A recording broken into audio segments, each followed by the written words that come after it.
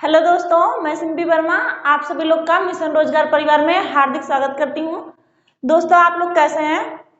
आशा करते हैं आप लोग बहुत ही अच्छे होंगे, स्वस्थ होंगे, मस्त होंगे और आप लोग की पढ़ाई भी बहुत ही अच्छी चल रही होगी। आप सभी लोग जल्दी से जल्दी जुड़ जाइए और क्लास को ज्यादा से ज्यादा शेयर कर दीजिए। आप सभी लोग अपने टारगेट को भूल गए हैं। जो आप लोग को कहा गया था कि आप अपने टारगेट पे ध्यान दें कि जल्दी से 1K सब्सक्राइबर जो है 1 हफ्ते के अंदर पूरा करें, लेकिन आप लोग अपने टारगेट पे ध्यान नहीं दे रहे हैं। आप लोग अपने टारगेट के साथ साथ अपने पढ़ाई पे भी ध्यान दें। और हम सभी लोग समास पढ़ रहे थे। देखिए, हम लोग समास पढ़ रहे थे जिसमें आपको अव्ययी भाव समास, बहुब्रीहि समास और तत्पुरुष समास पढ़ा दिया गया है। हम लोग एक सूत्र से पढ़ रहे थे, अब तक दादी। आ से अव्ययी भाव, बा से बहुब्रीहि, ता से तत्पुरुष। 3 समास हम लोग पढ़ चुके हैं। आज हम लोग पढ़ेंगे कर्मधारय समास। ठीक है दोस्तों, तो आप लोग ज्यादा से ज्यादा वीडियो को लाइक करेंगे, शेयर करेंगे और चैनल को सब्सक्राइब करेंगे। चलिए हम लोग पढ़ते हैं कर्मधारय समास। देखेंगे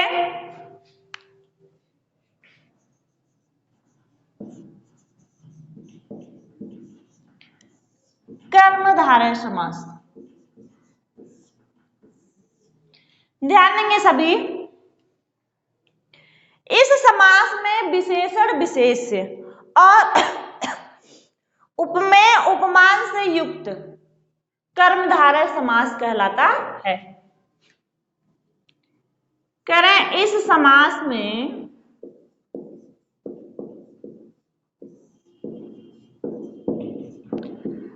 विशेषण विशेष्य तथा उपमेय उपमान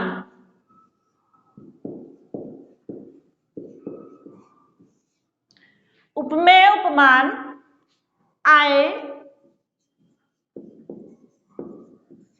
तो कर्मधारय समास होता है। कर्मधारय समास होता है। इस समास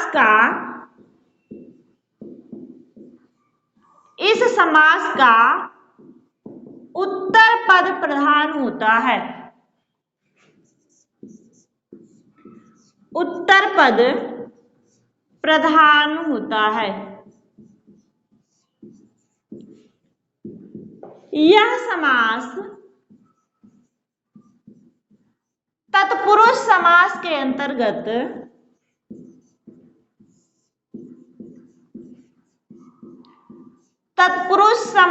अंतर्गत आता है।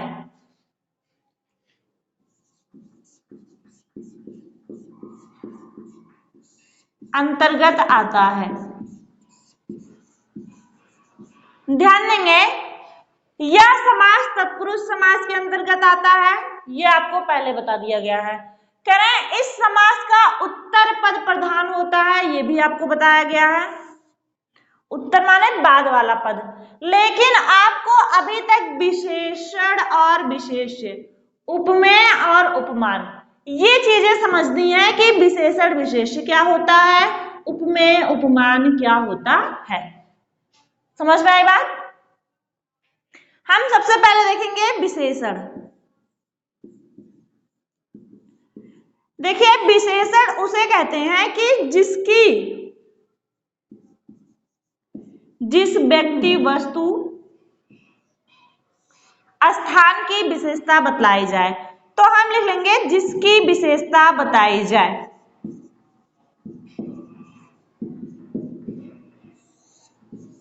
जिसकी विशेषता बताई जाए। ब्रैकेट में देखेंगे, वह व्यक्ति भी हो सकता है, वस्तु भी हो सकता है, स्थान भी हो सकता है, आदि। कि जिसकी विशेषता बताई जाए उसे विशेषण कहते हैं। अब ध्यान देंगे विशेष्य क्या होता है। कह रहे हैं जिससे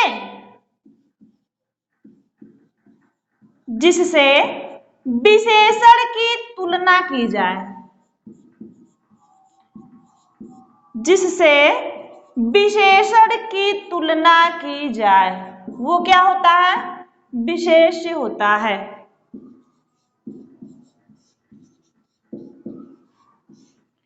कह रहे हैं जिसकी विशेषता बताई जाए वो विशेषण होता है, और जिससे विशेषता बताई जाए यानी जिससे विशेषण की तुलना की जाए वह विशेष्य होता है। उदाहरण से समझेंगे, जैसे काली गाय, कह रहे हैं काली गाय, तो यहां ध्यान देंगे गाय की विशेषता बतलाई जा रही है। गाय कैसी है, काली है, उसका रंग बतला रहा है कि गाय जो है काली है। तो गाय जो है ये विशेषण हो गया, गाय क्या हो गया, विशेषण हो गया, और काला रंग क्या हो गया, विशेष्य हो गया। समझ में आई बात कि जिसकी विशेषता बताई जाए वह विशेषण होता है, और जिससे विशेषता बतलाई जाए वह विशेष्य होता है। क्लियर? अब देखते हैं, स्क्रीनशॉट लेंगे सभी, फिर हम उपमेय और उपमान को समझते हैं। ठीक है, हो गया?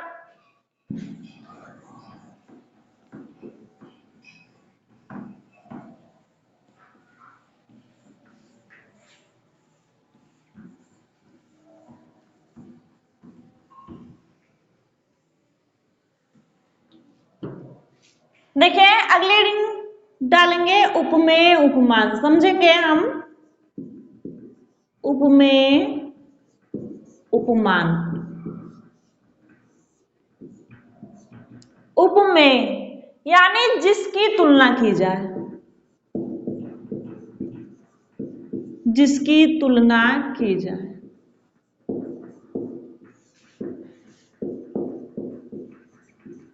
वो क्या होता है, उपमेय होता है। जिसकी तुलना की जाए वह उपमेय होता है, जिसकी विशेषता बताई जाए वह विशेषण होता है। कह रहे हैं उपमान जिससे तुलना की जाए,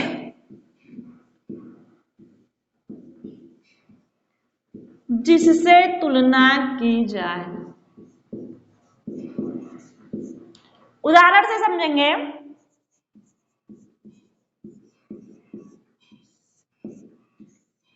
कह रहे हैं मुख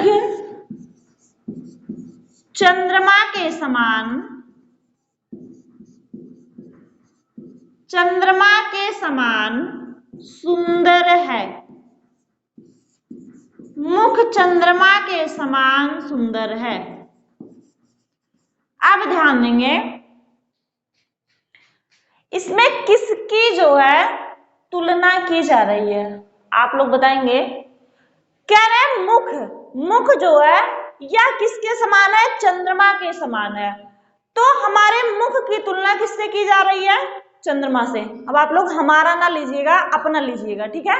यानी कि मुख की तुलना जो है वो चंद्रमा से की जा रही है, ठीक है।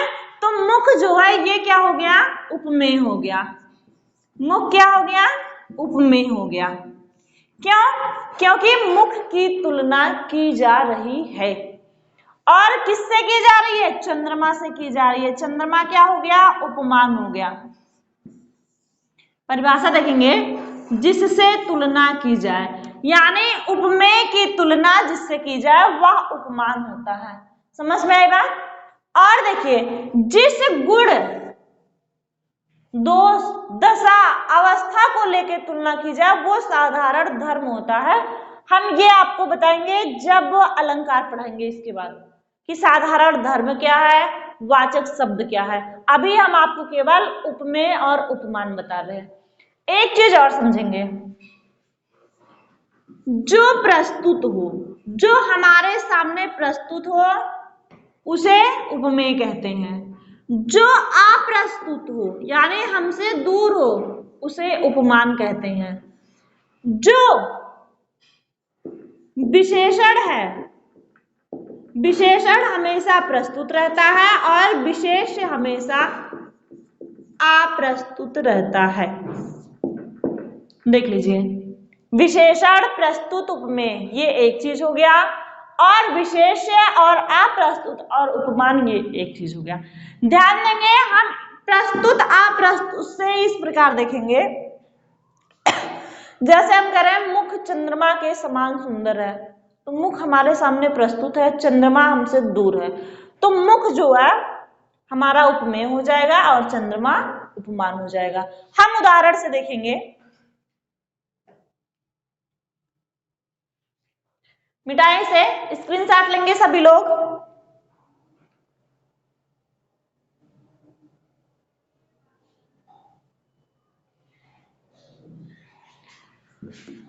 देखिए, हम उदाहरण से समझेंगे।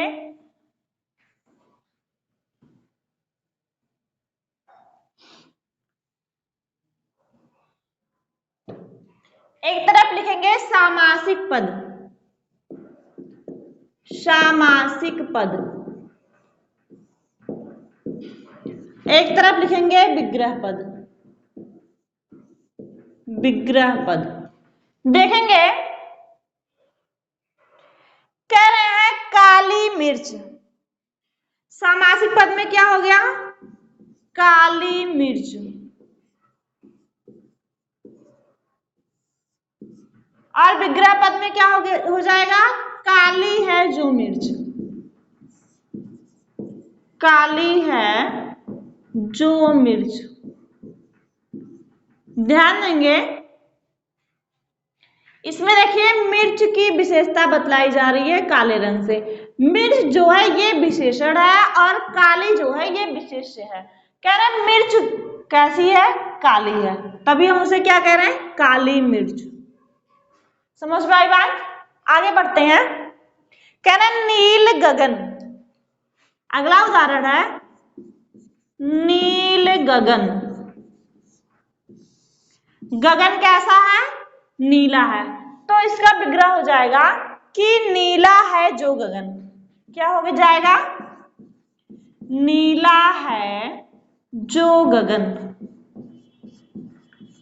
गगन की विशेषता बतलाई जा रही है, गगन कैसा है, नीला है, तो गगन जो है ये विशेषण हो गया और नीला क्या हो गया, विशेष्य हो गया। आगे देखेंगे नील कमल, नील कमल, कह रहे नीला है जो कमल, नीला है जो कमल।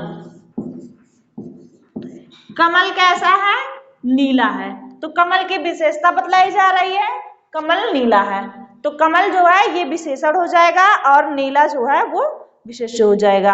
आगे देखेंगे,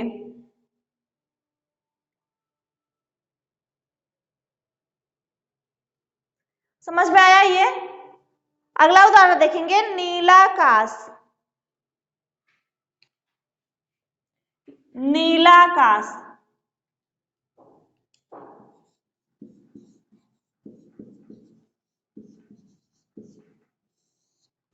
कह रहे नीला है जो आकाश,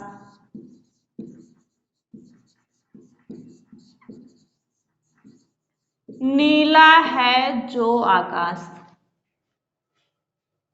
कह रहे हैं पीत पर्ण, पीत पर्ण, पीत माने पीला, पर्ण माने पत्ता, लेकिन हम ऐसे ही लिखेंगे, कहेंगे पीत है जो पर्ण, जो पर्ण। समझ में आई बात कि पत्ता कैसा है, पीला है, तो पत्ते की विशेषता क्या बतला रहा है, पीला रंग बतला रहा है।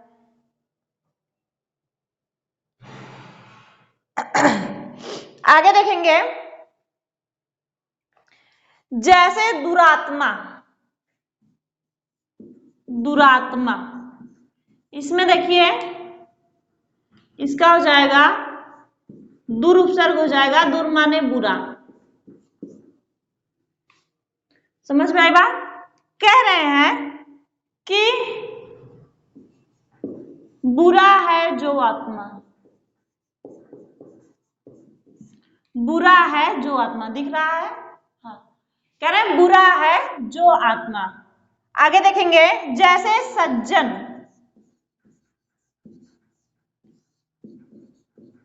सत उपसर्ग इसमें, सत माने अच्छा,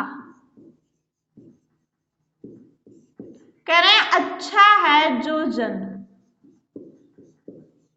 जो जन।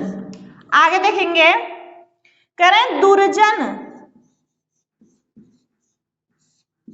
इसमें दुर उपसर्ग है, दुर का अर्थ होता है बुरा, कह रहे हैं बुरा है जो जन, जन माने लोग, मनुष्य। आगे कह रहे हैं अध जला, अध जला, विग्रह हो जाएगा आधा है जो जला,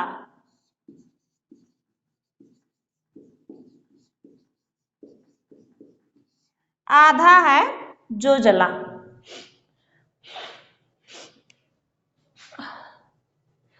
स्क्रीनशॉट लेंगे सभी लोग, फिर आगे बढ़ते हैं हम।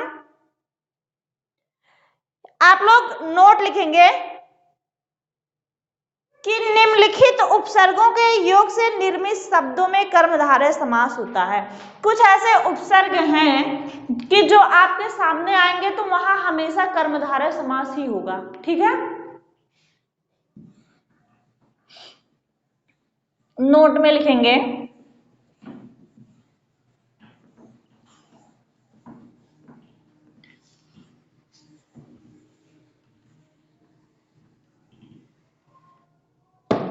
नोट,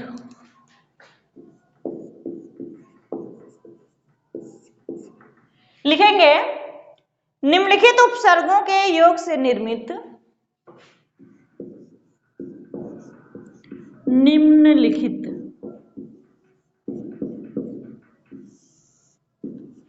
उपसर्गों के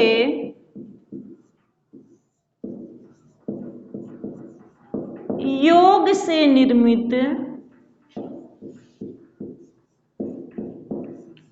निम्नलिखित उपसर्गों के योग से निर्मित शब्दों में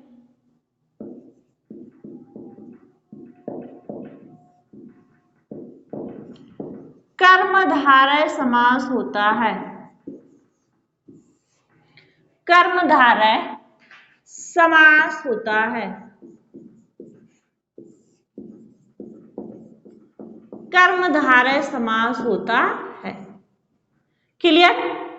देखते हैं कौन कौन से उपसर्ग हैं कि जिससे हमेशा कर्मधारय समास होगा। जैसे देखेंगे कु उपसर्ग, कु का अर्थ बुरा होता है, समझ में आई बात? जैसे हम उदाहरण देख रहे हैं, कुपुत्र, कह रहे हैं कुपुत्र यानी कु बुरा है जो पुत्र, बुरा है जो पुत्र। आगे देखेंगे, जैसे सुपुत्र, जैसे सु उपसर्ग हो गया, सु का अर्थ अच्छा होता है, हो जाएगा सुपुत्र यानी अच्छा है जो पुत्र, अच्छा है जो पुत्र। आगे देखेंगे, अगला उपसर्ग है अध, अध, अध का अर्थ क्या होता है? आधा, आधा। अभी हमने बताया था ना अधपका, अधपका, कह रहे हैं आधा है जो पका,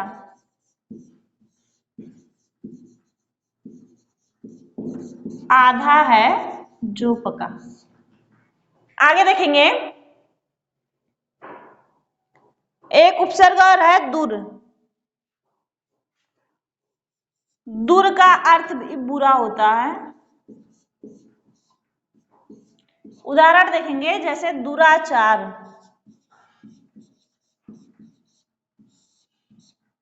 कह रहे बुरा है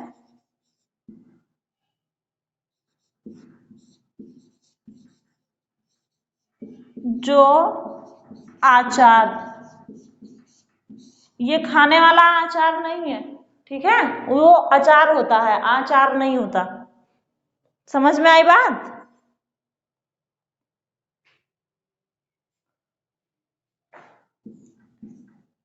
चलिए आगे देख बढ़ते हैं। कर्मधारय समास आपका क्लियर हो गया कि निम्नलिखित में आपको अगर कहीं भी कुपसर्ग, सुपसर्ग, अध और दुर, ये चार उपसर्ग से निर्मित शब्द आपको मिले तो वहां हमेशा कर्मधारय समास ही होता है, ठीक है। आगे देखते हैं, अगला समास है द्विगु समास। अगला समास कौन सा है? द्विगु समास। देखिए,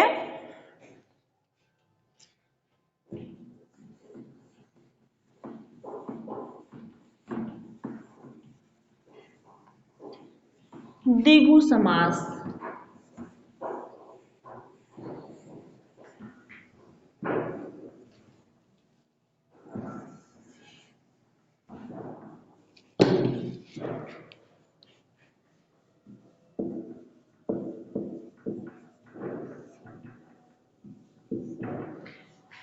कह रहे हैं इस समास का प्रथम पद संख्यावाची तथा अंतिम पद संज्ञा होता है। संज्ञा होता है। कह रहे हैं इस समास का उत्तर पद प्रधान होता है। प्रधान होता है। यह समास तत्पुरुष समास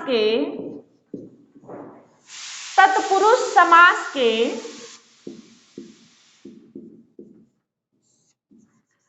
अंतर्गत आता है।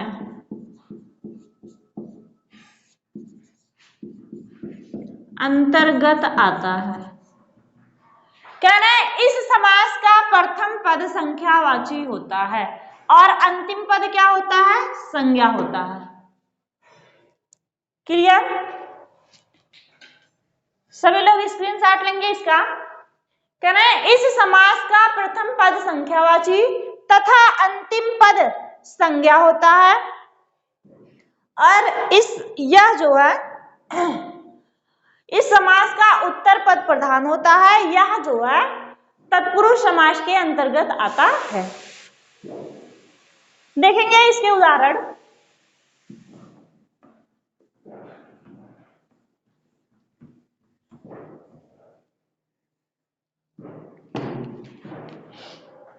उदाहरण,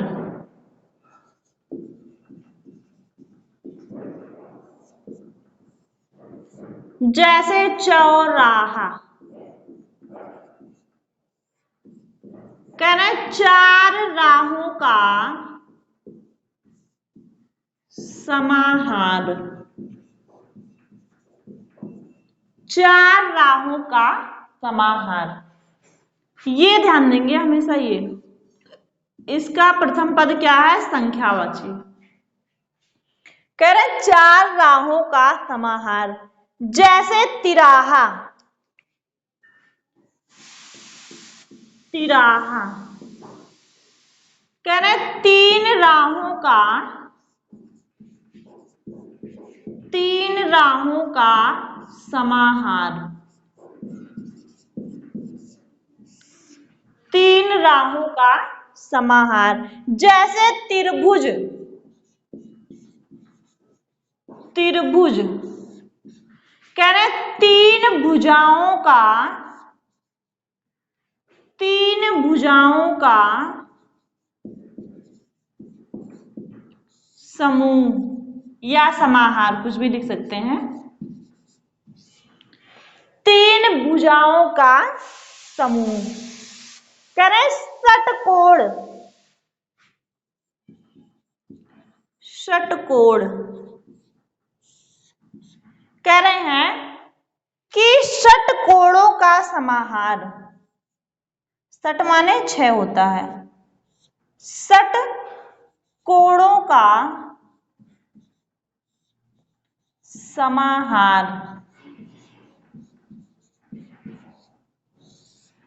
षटकोणों का समाहार। अगला उदाहरण है चतुष्कोण। चतुष्कोण कह रहे हैं 4 यानी चतु, चतुकोण का यानी कोणों का समाहार। चतु माने 4, चतुर्धन कोण पढ़ाया गया है ना। आगे देखेंगे त्रिलोक। अगला उदाहरण है त्रिलोक। कह रहे हैं त्रि यानी 3 लोकों का समाहार या त्रिलोकों का समाहार। त्रिलोकों का समाहार। आगे देखेंगे चवन्नी।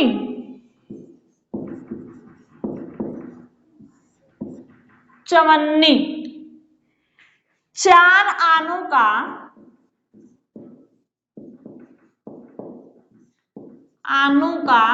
समाहार। 4 आनों का समाहार। इसी तरीके से हो जाएगा अठन्नी, 8 आनों का समाहार।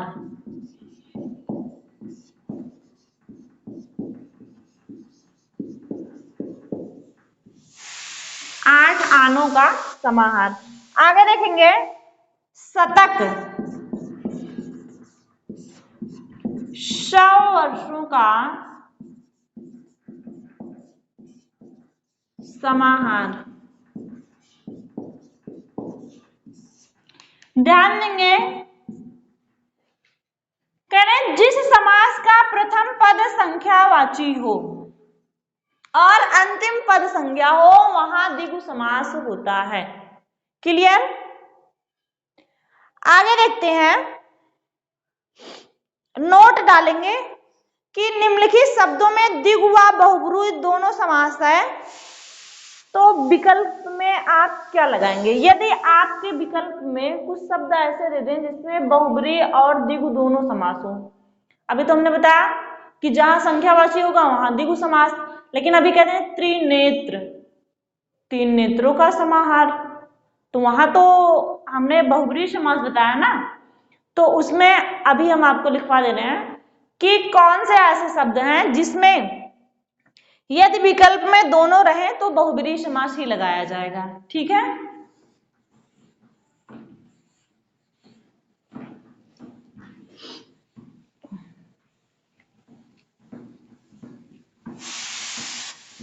हेडिंग डालेंगे आप लोग, निम्नलिखित शब्दों में द्विगु व बहुब्रीहि, निम्नलिखित शब्दों में द्विगु व बहुब्रीहि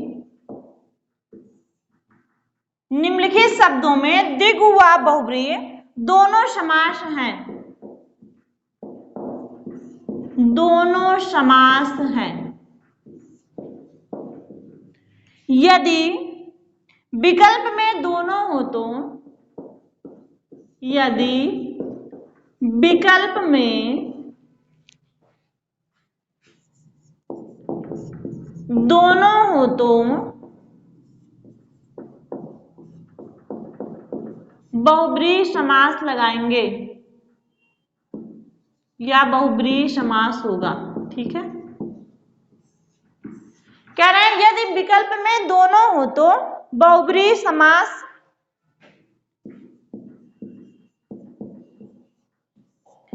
माना जाएगा। आप लोग देख लीजिए कौन कौन से वो शब्द हैं जिसमें दोनों समास है। जैसे तिरंगा,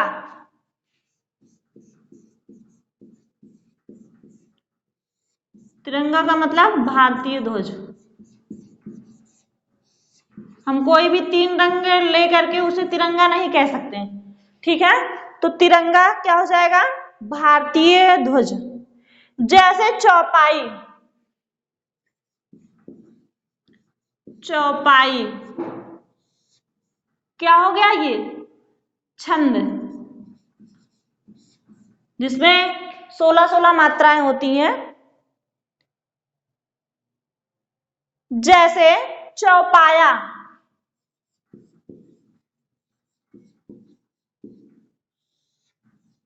एक विशेष पशु हो गया जिसके 4 पैर होते हैं, चौपाया। आगे देखेंगे जैसे चौमासा,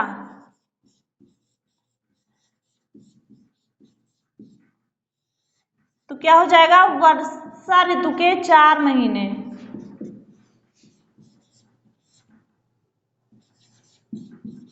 या 4 माह।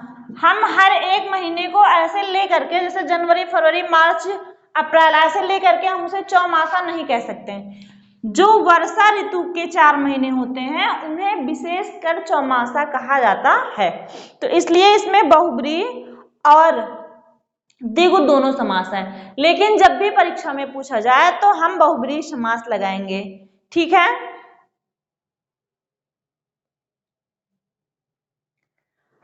आगे देखेंगे।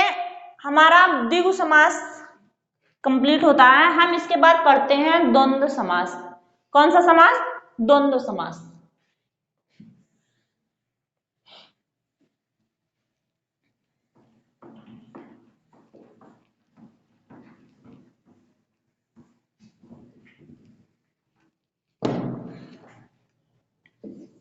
द्वंद्व समास परिभाषा लिखेंगे। इस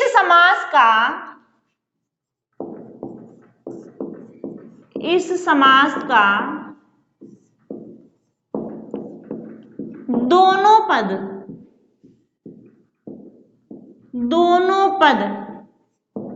प्रधान होता है।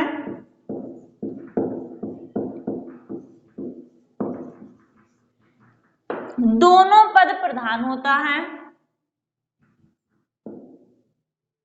इसमें बीच में और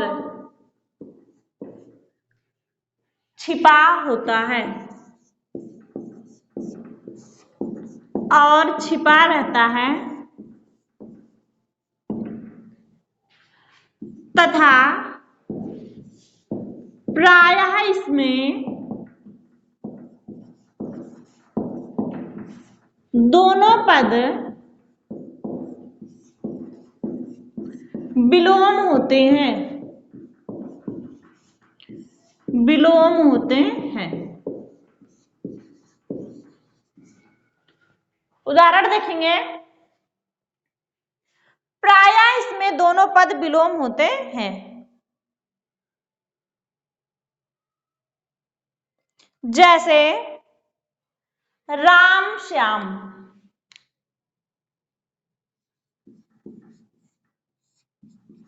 राम श्याम। विग्रह हो जाएगा हमारा राम और श्याम। राम और श्याम। जैसे दिन रात,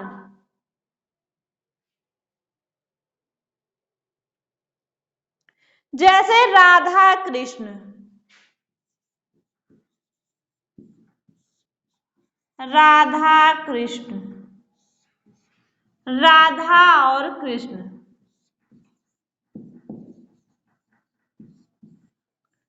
राधा और कृष्ण। कह रहे माता पिता,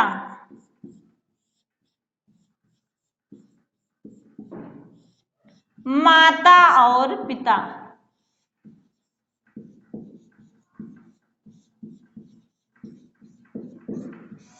कह रहे भाई बहन,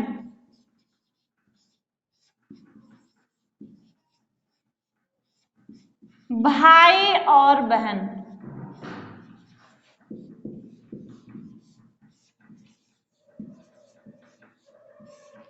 भाई और बहन।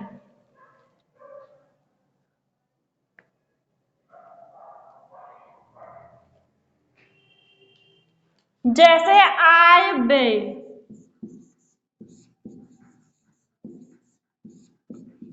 कह रहे हैं आय या व्यय, यानी दोनों एक साथ नहीं हो सकते। या तो आपकी आय मिस कमाई होगी या तो आपका खर्च होगा, तो यहाँ या लग जाएगा। जहां ऐसे शब्द आ जाएंगे वहां या लग जाएगा। ठीक है। जैसे दिन रात, दिन रात क्या हो जाएगा? दिन या रात, क्योंकि दोनों एक साथ नहीं हो सकते। जैसे लाभ हानि,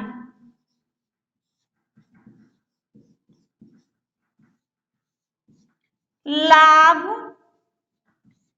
या हानि। समझ में आई बात? देखिए आपका द्वंद्व समास जो है ये क्लियर हो चुका है।